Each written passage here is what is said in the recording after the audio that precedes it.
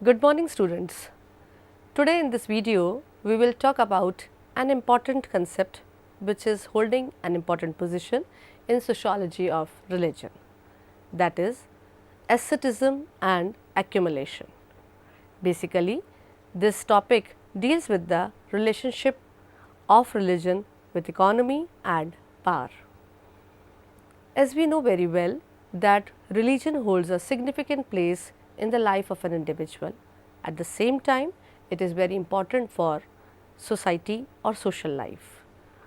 But we cannot deny about this fact that a man holds innumerable aspects of life, and those aspects include religious aspects, economical aspects, political aspects, social aspects and many more. Thus, it is not inappropriate to say that every aspect of life is related to another aspect, and in this way asceticism, which deals with an important aspect of religious life, proves helpful in accumulation, which deals with the economic aspect of human life. Let us discuss in detail about these aspects in this video. Asceticism is the doctrine that a person can attain a high spiritual and moral state by practicing self-denial, self-mortification and the like. Rigorous self-denial, extreme austerity is the need of asceticism. But there are certain misconceptions about asceticism, that it is just for monks or this is not practical for lay persons. And here it is important to know that asceticism deals an important aspect of our economic life also. What is the relevance of asceticism in dealing with religious life? Let us discuss about that. Asceticism means strict self-discipline, control and conquest of desires. And how is it possible for a person to make or to conquer about his desires or her desires? The way out is the following of religious or religion self-discipline. Religious beliefs prescribes certain values to their followers, and their followers are expected to stick to them. Thus, economic behavior is shaped by the values or guidelines provided by the religious system of a society. Though it sounds something different, but the fact is this, that every human body in a society is regulated by various rules and regulations, and among those various rules and regulations, religious values, religious rules and regulations also hold the control over the behavior of an individual. And in this way asceticism means self control, self denial of the material aspect is related to economic life also. First discuss briefly about what actually religion is and what actually economy is about. By religion, we mean certain ideas and beliefs about the supernatural power or those phenomena that defy explanations. Religion refers to certain values, ideas and guidelines of behavior that help people to understand themselves and the world around them. As we know very well that it is by the process of socialization that a man or an organism become a social being. This process in the form of values gives training, in the form of various norms provide training to an individual, and these trainings in the form of religious values when given to a person prove helpful to develop religious sentiments in an individual. Religion helps men to turn or to overcome with the events beyond his control. It provides certain guidelines of behavior that help people or followers to orient or to direct their activities, because it is in the subconscious mind of a person. Certain trainings by the religious beliefs, values are given in the form of a training that certain behaviors are allowed to perform in the society and certain behaviors are restricted to perform in the society or in the individual's life. Next, we should talk about economy, because this topic deals with the relationship of religion with economy. So, have a brief idea about economy is also essential. The economy or economic system refers to those arrangements made by society for the production, consumption and distribution of goods and services. Very commonly in the day to day system of our life, we hear about that bread is essential component of our life, and to earn bread is not so easily in the present scenario also, and earlier also there was certain economic code of system was there for the earning of bread or earning of money, that is with the dealing of production, consumption and distribution, and the strategy which deals with all these three important aspects is known as economy. What is produced and distributed depends much on general pattern of consumption characteristics of society. So, it is importantly to understand and important to underline that the distribution depends on the pattern of consumption. Whatsoever is consumed much more in the society definitely holds its relation with the production and distribution. So, there is a close interrelationship between religion and economy. A religion which provides or prescribes guidelines like hard work and salvation naturally inspire its followers to be dedicated and committed workers. On the other hand, if work is considered to be a punishment for one's sins by particular religion, then it is less likely that the believer would be a dedicated and sincere worker. However, there is another way of looking at the same situation. If any religion emphasizes more on honesty and sincerity in the work, the believer might fail to notice or ignore the exploitation of the factory side. This means that the values like honesty, sincerity, dedication are imbibed in the personality of a person by religious values, and a person having these values imbibed in their personality via religion, when go for the economic activity like either dealing with the production, consumption or distribution, definitely prove helpful in that economic aspect. Consumption patterns too may be conditioned by one's religious belief. As I said earlier, that the production and distribution have a connection with religion. Similarly, consumption pattern also is conditioned by one's religious belief. If religious belief go against the consumption of all forms of liquor, then there is a possibility that liquor distilleries may have to be shut down. True religion influences the economic activities of people. This is very important to note here, that no doubt every religion give a positive side of life, motivate a person for a strict discipline in the life, never provoke a person to go for the conflict or the negative dimensions in the society, but it depends on the followers how strict and how they take out the things in their own life, because it is also true that religions themselves may arise out of crisis situations. Among many tribal communities, because of land alienation and poverty, new cults have emerged, and new prophets began instituting new cults to meet the crisis.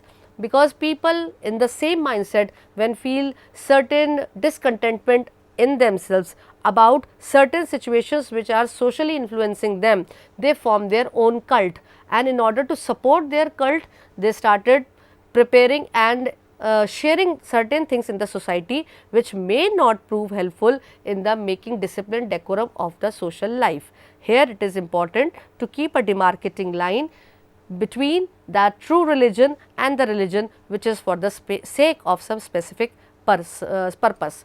So far it has been demonstrated that religious beliefs and values affect production, distribution and consumption processes. Thus, it is now very clear that religion and economy, they both are closely associated to one another. They mark influence on one another because they both mark influence on the personality of an individual. And if the personality of an individual get influenced either by any way of religious beliefs or by economic belief, they both make a influence on the working system in a society, and in this way consumption, distribution and production, which are an important aspect of economic life, get influenced because of the religious belief system of a person and a society. Now, let us talk about another important dimension that deals with the power, and power is also having a connection with authority. What is the basic difference between them? Let us discuss about them. Generally, the term power means strength or capacity to control. Sociologists describe it as the ability of an individual or group to fulfill its desire and implement its decisions and ideas. It involves the ability to influence and or to control the behavior of other events against their will. This is the role of the power. For Max Weber, power is an aspect of social relationships. It refers to the possibility of imposing of one's will upon the behavior of another person. Very commonly, it is a day-to-day experience which we feel in our lives, that because of some influence, whether that can be of age, whether that can be of academic influence, whether of any political power influence, there is something which works on another person because of the power of first person, and this is the phenomena which is highlighted by Max Weber. Power is present in social interaction and creates situations of inequality, since the one who has the power imposes the power on the other. And in that condition, most of the times it happens that the person who get influenced because of power do not give importance to their own will, and they give acceptance to the will of the powerful person to do according to his will. The impact of power varies from situation to situation. On the one hand, it depends on the capacity of the powerful individual to exercise power, and on the other hand, it depends upon the extent to which it is opposed or resisted by the others. No doubt, other fellow also try to give resistance to that, but that depends on the intensity of the power, whether the person can be able to move away or able to resist that, or have to give acceptance to the phenomena. Thus, power refers to the ability or capacity to control another. Authority refers to legitimized power. It means that the master who has to write the command and can expect to be obeyed. Thus, power and authority both are very important in the economic life of a person. Weber also given the sources of power, and he defined that power which is derived from a constellation of interest that develop in a formally free market also become a source of power. For example, a group of producers of sugar control supplies of their production in the market to maximize their profit. This is the role of the power, that there is a demand of the sugar cane and sugar. In order to give maximum to the society, if the owner hold their control, hold their power, then it depends on their wish whether they give supply to the market or not. Another source given by Max Weber is an established system of authority that allocates the right to command and the duty to obey. For example, in the army, a Jawan is obliged to obey the command of his officer. Thus, power leads us to think about its legitimacy. There is one important also concept which is holding an important position between religion and economy, and that is ethics. Ethics is commonly used term, but this term is not restricted to religion alone. This means other than religious ethics, there is business ethics, political ethics and so on. Ethics is related to social structure because it affects in some way the social behavior of the individual in the society. Ethical codes represent what ought to be done. They reflect the particular values and beliefs of the social groups of which they are part. According to Max Weber, there were certain similarities between Protestant religious ethics and the economic system known as capitalism, and which is commonly seen and very well popularly known in the social scenario and in the sociological aspect, that is the Protestant ethics and the spirit of capitalism, a famous book of Max Weber. The Protestant sects that sprang up over the Europe tried to recapture the lost spirit of the church. As the name suggests, it is the religion of protest, and they stressed simplicity, austerity and devotion. The brand of capitalism that Weber was most interested in was Calvinism, as he observed that in the West it was by and large the Protestants who made greatest progress in education and employment. They were the top bureaucrats, most skilled technical workers and the leading industrialists. Weber tried to see whether it was their religion that contributed to their success, and Calvinism was distinctive among the 16th century reform movement because of particular ideas about God's plan for the salvation of humanity, about the meaning and celebration of sacrament, and about the changes or the danger posed by adultery. If you talk about the main features of Calvinism, Calvin's image of God, doctrine of predestination, Calvinism and this worldly asceticism and the notion of calling is the prominent feature of Calvinism. The Calvinistic teachings said that people were predestined to be saved or damned. The Calvinists tried to prove themselves that they were chosen or elected to be saved by prospering on earth. Means, according to them, certain people are selected to get prosperity on this earth by the supernatural or God. The only way they could prosper was by working hard and making of savings. Hence, they stressed on hard working and the discipline of saving. The Calvinists regard that work as a calling or a mission. It has to be performed with utmost sincerity and devotion.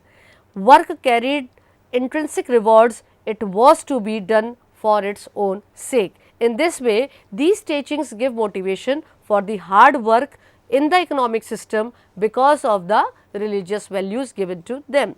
Weber summarized Calvinist ethics in this way that first he said there exists an absolute transcendent God who created the world and rules it. Second, this is all powerful and mysterious God has predestined each of us to salvation, so that we cannot by our works alter a divine decrees. God created the world for his own glory, and whether he is to be saved or damned, man is obliged to work for the glory of God. And lastly, earthly things, human nature and flesh belong to the order of sin and death, and salvation can come to a man only through divine grace. All these ethical points given by Max Weber helped to create a disciplined and dedicated workforce without which capitalism could not have emerged. Hard work, saving and reinvestment and the desire to prosper have a strong affinity with the spirit of capitalism. In this way, asceticism and the spirit of capitalism both are connected to one another. In this way, that connection between ascetic, Protestant and economic behavior from individual behavior to national character, and time is given importance to them, work hard is their calling and work is God's commandment was forced to them.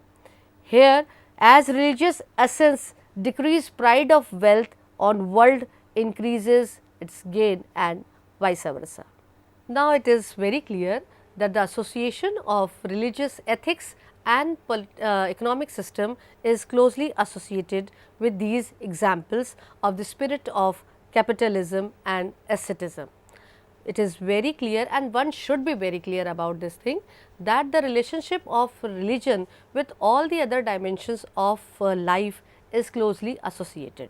And when it comes to the economic aspect, then asceticism is holding an important place, because a person can work properly in the economic system whether there is any call, whether there is any mission, whether there is any job, but if there is sincerity, if there is dedication towards that work, then only a person will be able to get success, and that success ultimately gives material pleasure also and non material satisfaction also in the life of a person. And a satisfied person, a content person can only move ahead in the progress, prosperity of life. Thus, asceticism and spirit of capitalism holds an important place in the development of the capitalism. If we talk briefly about the features of capitalism, then first is it is having free and open market, no artificial control or limitations to exchange. It is monetized economy, growth of accounting system and growth of industrial enterprises are the characteristics of capitalism. Rational accounting system and commercialization of economy can easily be seen in the capitalism, and rational technology in production, growth of factory system is an important asset of capitalism. Private ownership, including ownership of land, equipment and finance, can be seen in the capitalism, and all these struggles can very easily be visible in the market system of capitalism. But a brief demarcating line is there between the traditional capitalism and rational capitalism, about which Marx was talking about.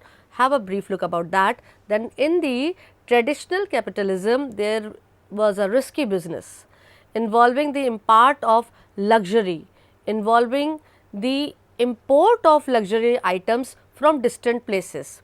Foreign silks, spices, etc. were sold to buyers at exorbitant prices. The aim was to extract as much profit as possible, because no one knew when and where the market business deal would occur. Means in the traditional capitalism, much stress was there on the profit. And when we talk about rational capitalism, it depends on mass production and distribution of goods. Rational capitalism is constantly expanding and looking for new methods, new inventions and new products, and including new customers also. This became possible with the industrial revolution and factory production.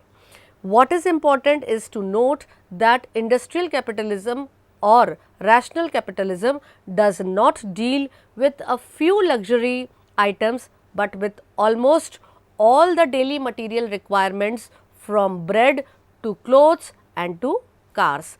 And this is the importance of the rational capitalism, that it is having the difference with traditional capitalism, which was focusing only and only on the profit, and here it focus on the day to day daily aspects and the daily needs of a person in the market.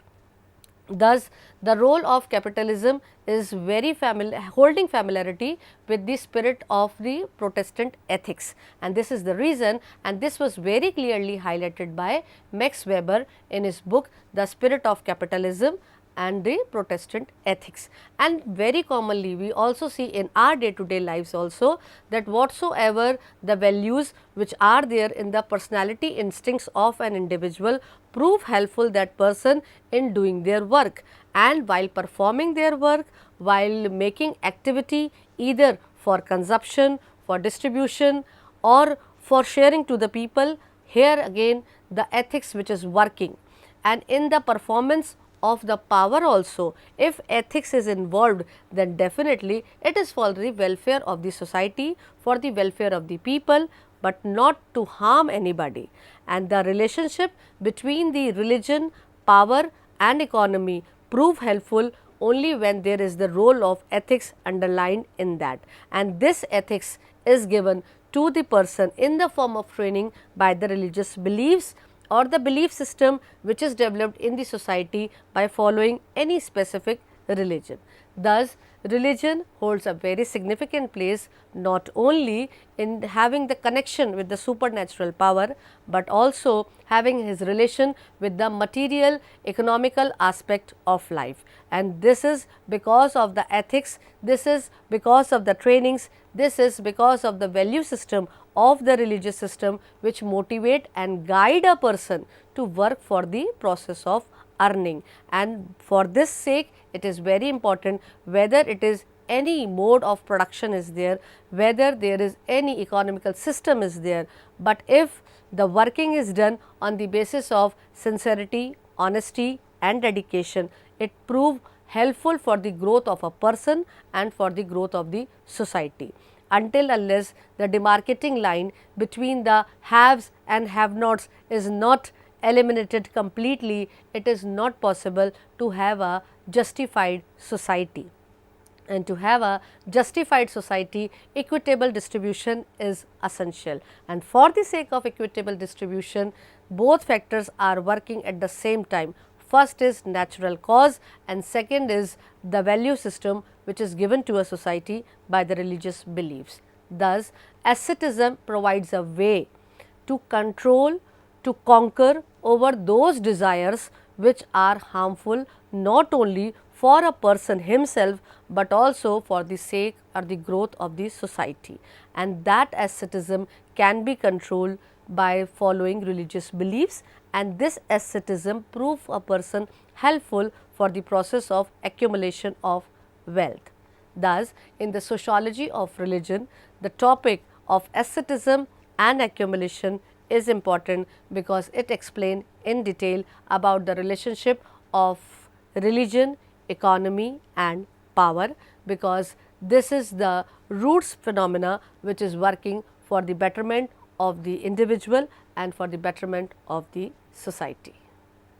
It is economy which deals with the consumption, distribution and production, but it is religion which controls over these three processes of life, because these three hold their role because of a man or an individual, and religion helps man to come to terms with the events beyond his control, and that religion provide certain guidelines to a person for the help or a person to orient in a specific direction, to control their activities in a specific direction. By working in a proper direction, the help of a person can be made to a society, whether the person is associated to consumption, distribution or production, because these three parts of our economic system definitely helps their working, because the working is done by a person, and whether the person is associated with any dimension of economic system is having clear mindset, is having clear strategy, and that strategy of working in a man is possible because of the religious beliefs and the value system. Therefore, the value system in a society is enriched and flourished by the religious system of that society, and this overall prove helpful in the inculcation of those virtues which are important for the development of a strong economic system in a society. A society is one which works for the sustainability of the resources, whether it is natural or man-made. But for the sustainable development, it is essential to work hand in hand of everybody, and for that sake it is essential to have certain religious values, belief system working in the mind of a person to perform certain economic activities in the life of a social system. Thus, the significance of religion and economy holds a very important place, and asceticism and accumulation proves helpful in this context particularly. Thank you.